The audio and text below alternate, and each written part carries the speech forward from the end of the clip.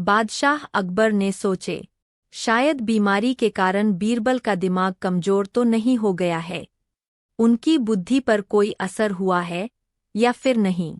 इसको जानने के लिए बादशाह अकबर ने अपने नौकर से कहा, बीरबल के खटिया के पैरों के नीचे कागज का टुकड़ा लगा दो। नौकर ने ऐसा ही किया। उसने खटिया के चारों पैरों के नीचे कागज का टुकड़ा लगा दिया। कुछ देर के बाद ही बीरबल शौचालय से आ गए। जैसे ही बीरबल खटिया पर बैठे तो उन्हें कुछ गड़बड़ लग रही थी। उन्हें समझ में नहीं आ रहा था कि क्या हुआ है या क्या हो रहा है, पर फिर भी उन्हें यह तो मालूम था कि कुछ तो जरूर है। बादशाह अकबर बीरबल से बात करने लगे। बादशाह अकबर बीरबल के ध्यान को भटकाना चाहते थे, लेकिन बीरबल बात भी कर रहे थे और इधर-उधर देख भी रहे थे।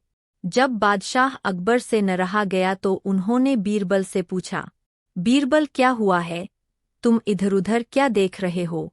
इस पर बीरबल ने कहा, पता नहीं मुझे क्यों ऐसा लगता है कि मेरा घर एक कागज के बराबर नीचे हो गया है या फिर मेरा खटिया एक कागज के बराबर ऊपर हो गया है।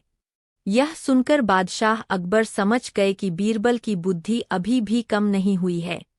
पर बादशाह अकबर बोले, ऐसा हर किसी के साथ होता है जब वह बीमार होता है। बीमार होने के कारण तुम्हारा दिमाग भी सही से काम नहीं कर रहा है। इस पर बीरबल ने कहा, बीमार होने के कारण मेरा शरीर कमजोर हुआ है, न कि मेरी बुद्धि। मेरी बुद्धि अभी भी ठीक से काम कर रही है। यह सुनकर बादशाह अकबर ने कहा, वाह बीरबल वाह, तुमने आज साबित कर दिया कि तुम्हारी बराबरी का कोई भी नहीं है। यह भी पढ़े, बेस्ट तेनालीराम स्टोरी और कहानी।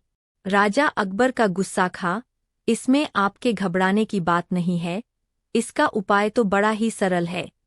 जो तुम्हें पंडित कहलाने की इतनी आकांक्षा है, तो किसी चौराहे पर जाकर खड़े हो जाओ। जब तुम्हें कोई पंडित कहकर पुकारे तो उसे मारने दौड़ना। बस फिर देखोगे कि तुम जहां जहां जाओगे सर्वत्र लोग पंडित ही पंडित पुकारते फिरेंगे। बीरबल की युक्ति से वह मूर्ख ब्राह्मण बड़ा संतुष्ट हुआ। तुरंत आगे बढ़कर वह एक चौराहे पर खड़ा हो गया। इधर बीरबल भी जा पहुंचा और वहां के खेलते हुए छोटे छोटे लड़कों के कान में कुछ कहकर समझाया। फिर क्या था, चारों तरफ से पंडित पंडित की आवाज आने लगी और वह उन्हें मारने को दौड़ने लगा। उस चौमुहानी पर लोगों की भीड़ लग गई।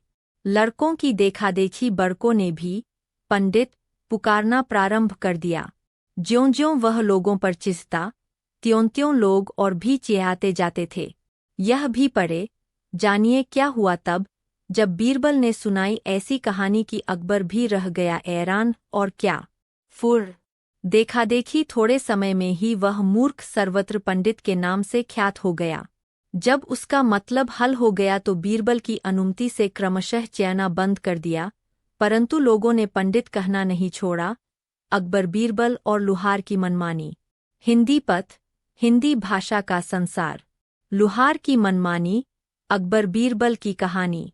हिंदी कहानी, अकबर बीरबल और लुहार की मनमानी। लुहार की मनमानी कहानी यद्यपि पुरानी शैली में लिखी हुई है, फिर भी बेहद दिलचस्प है। कथा बीरबल की चतुराई को दिखाती है। बाकी कहानियां पढ़ने के लिए कृपया यहाँ जाए।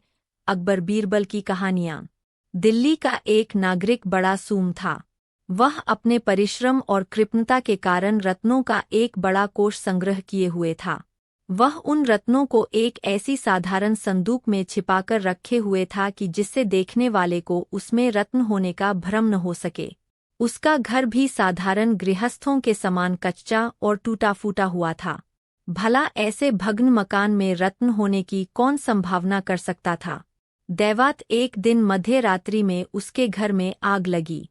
कंजूस उस आग को बुझाने की कोई तरकीब न देखकर कुछ साधारण वस्त्रों को लेकर घर से बाहर निकल आया। ये वस्त्र उसके रोजमर्रा के काम आने वाले थे। घर जलने की चिंता में बेचारा कंजूस छाती पीट-पीट कर रुदन करने लगा। उसके रोने का शब्द सुन और आग की लपट देखकर उसके अड़ोस पड़ोस के बहुतेरे आदमी एकत्र हो गए। उन आदमियों में एक लोहार भी था। लोहार ने कंजूस को फटकारते हुए कहा, इस साधारण झोंपड़े के लिए तू इतना रुदन क्यों कर रहा है? इसमें तेरा कौन सा बड़ा नुकसान हो जाएगा। कंजूस ने उसकी बात मान ली। लुहार अग्नि से बचने की तरकीब जानता था, इसलिए उस जलती हुई आग में साहस कर कूद पड़ा और कोठरी में पहुंचकर उस संदूक को बाहर निकाल लाया। इस प्रकार पिटारी को अपनी बगल में रखकर अग्निकांड देखने लगा। एक अवसर पर बादशाह अकबर बीरबल की हाजिर जवाबी से खुश होकर उन्हें जागीर देने का वायदा कर बैठे। वायदा तो कर लिया पर जागीर देने की बात भूल गए। राजकाज की ऐसी व्यस्तता रही कि काफी समय बीत गया, तब भी बादशाह को अपना वायदा याद न आया।